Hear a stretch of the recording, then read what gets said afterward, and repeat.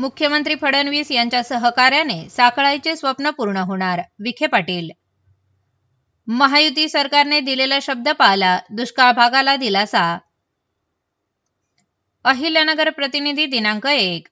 श्रीगोंदा व अहिल्यानगर या दोन तालुक्यातील दुष्काळग्रस्त भागाला वरदान ठरणाऱ्या साखळाई उपसा सिंचन योजनेस मंत्रिमंडळ बैठकीत मान्यता मिळाली असून दुष्काळाच्या झळा सोसणाऱ्या 32 गावातील 10,000 हेक्टर क्षेत्रास पाणी देण्याचा शब्द मुख्यमंत्री देवेंद्र फडणवीस यांच्या माध्यमातून पूर्ण होत असल्याचे समाधान जलसंपदा तथा पालकमंत्री राधाकृष्ण विखे पाटील यांनी व्यक्त केले.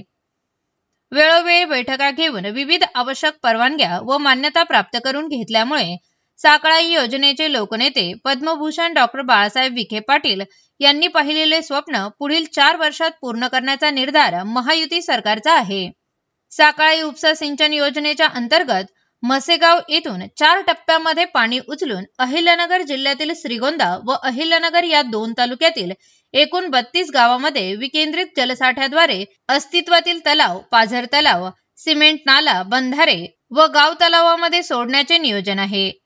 या योजनेत सिंचनासाठी 1.60 टीएमसी व पिण्यासाठी 0.20 टीएमसी असा एकूण 1.80 टीएमसी इतका पाणी वापर नियोजन असल्याची माहिती मंत्री विखे पाटील यांनी दिली.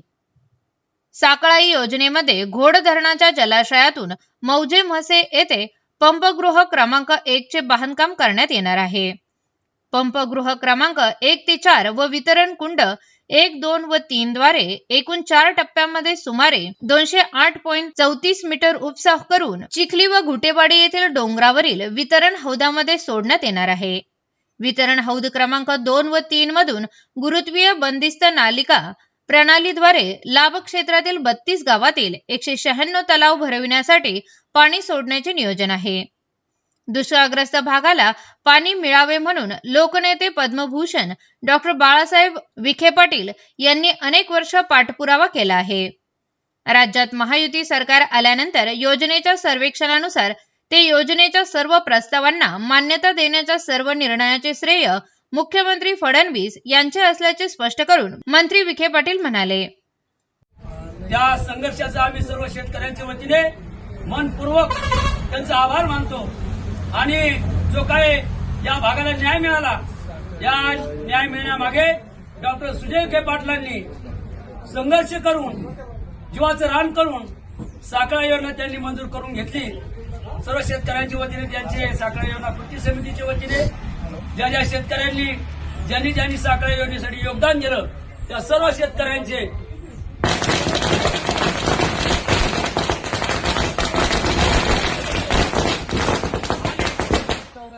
डॉक्टर सुजय विखे पाटलांचा त्यासाठी अनेक वेळा त्यांना कृती समितीच्या सर्व कार्यकर्त्यांना अनेक वेळा अपमान सहन करावा लागला. त्या डॉक्टर सुजय विखे पाटलांचा लोकसभेत निवडणुकीत पराभव सुद्धा साखळाई योजनेमुळे झाला. म्हणून सर्वात मोठा अपमान सुद्धा त्यांचा झाला, त्यांच्याबरोबर आमचाही सर्वांचा झाला. परंतु तरी सुद्धा त्यांनी हार न मानता योजना मंजूर करून दाखवली. ठरल्याप्रमाणे साखळाई योजना कृती समितीच्या वतीने आणि या भागातील शेतकऱ्यांच्या वतीने डॉक्टर सुजय विखे पाटलांचा लवकरच जंगी सत्कार सर्व शेतकऱ्यांच्या वतीने करून त्यांची हात देऊन मिरवणूक काढणार. धन्यवाद. आज राज्याचे मुख्यमंत्री देवेंद्र फडणवीस साहेब आणि जलसंपदा मंत्री नामदार राधाकृष्ण विखे साहेब राज्य मंत्रिमंडळाने निर्णय घेऊन साखळाई योजनेला आज मंजुरी या ठिकाणी बहाल केलेली आहे.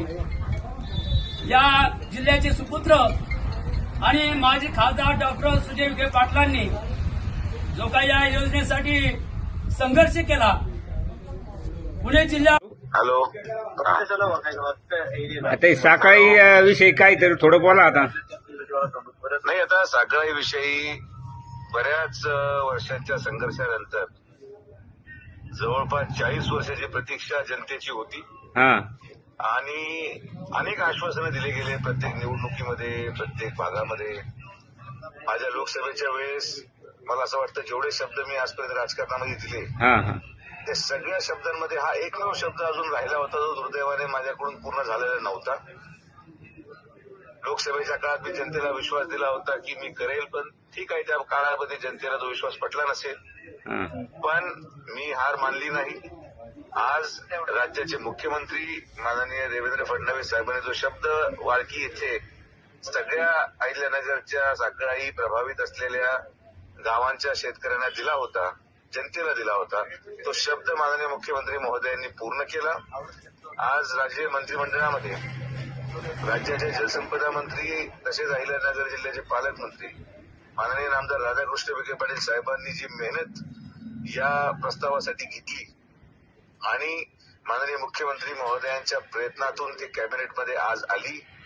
माननीय मुख्यमंत्र्यांच्या नेतृत्वामध्ये राज्य मंत्रिमंडळाने साखळीच्या प्रकल्पाला आज कॅबिनेटमध्ये मान्यता दिलेली आहे.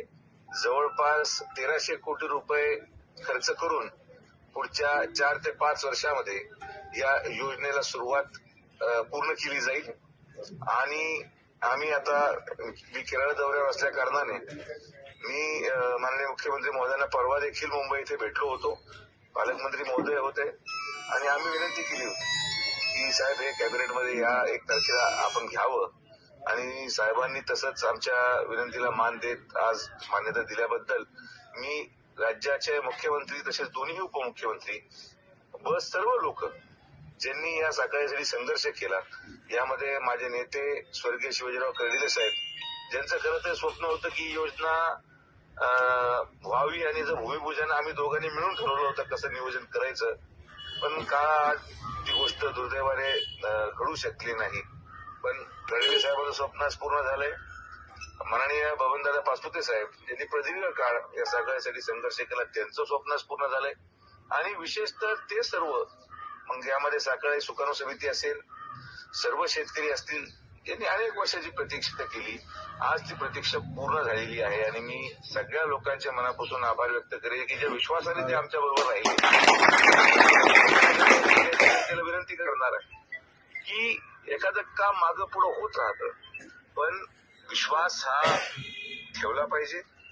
आज जो विश्वास आणि जे शब्द जेवढे मी दिले होते, आज माझे सगळे शब्द एक राजकीय प्रतिनिधी म्हणून पूर्ण झालेले आहे. जिल्ह्याप्रती मला विश्वास आहे की या कामाच्या माध्यमातून या सर्व 32 गावांना आणि यांच्या पुढच्या 50 वर्षाच्या भविष्याला एक दिशा देण्याचं काम माननीय मुख्यमंत्री महोदय आणि जलसंपदा मंत्री महोदय. मी परत एकदा सगळ्या पत्रकार बांधवांचे देखील ज्यांनी सातत्याने या योजनेसाठी पाठपुरावा केला, आपल्या लिखाणातून आपल्या वैचारिकतेतून या योजनेसाठी सातत्याने वस्तुस्थिती ही जनतेपुढे आणली आणि पत्रकारांचा देखील फार मोठा वाटा या योजनेला पूर्ण होण्यामध्ये आहे.